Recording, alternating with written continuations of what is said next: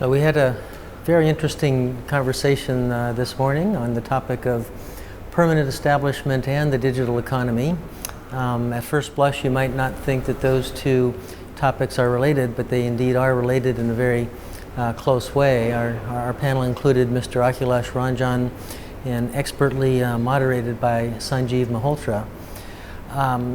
One of the important points that we discussed is that the task force on the digital economy is still in existence and will be monitoring the effects of the BEPS project on digital economy company business models, with an interim report expected sometime in the next couple of years and a final report in about 2020.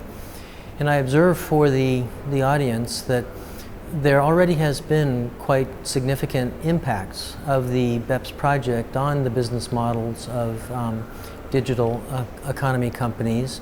Country by country reporting is obviously going to have a very significant impact. The revisions, enhancements to the transfer pricing guidelines, companies are taking those on board to ensure that taxable income is earned where value is created. In the digital economy, of course, value is created at the place of innovation, at the place where the digital platforms are created.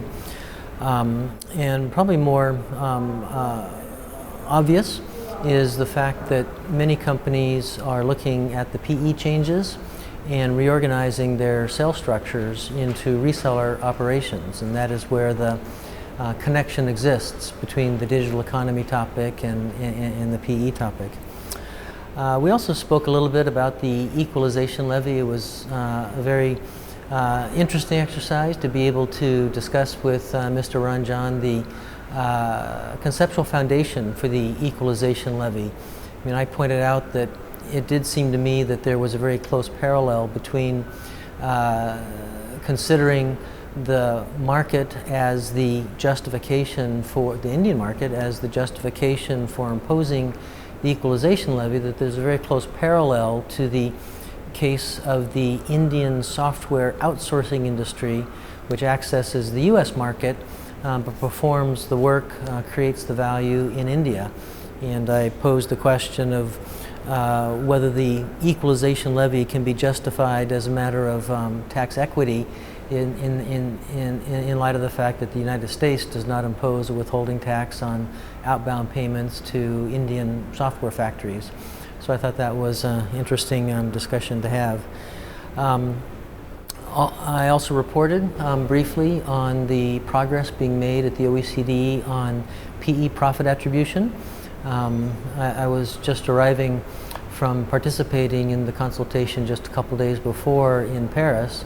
The OECD is tackling a very difficult subject there in how to attribute profits to a deemed PE. So I'm afraid I got into something of the technical weeds there, describing the interaction between Article 6 and Article 7 in going through PE profit attribution, but that is indeed the work being undertaken by the OECD at the moment. So it was a very good panel. I enjoyed it very much and look forward to the opportunity to participate in a Tax Sutra panel again in the future.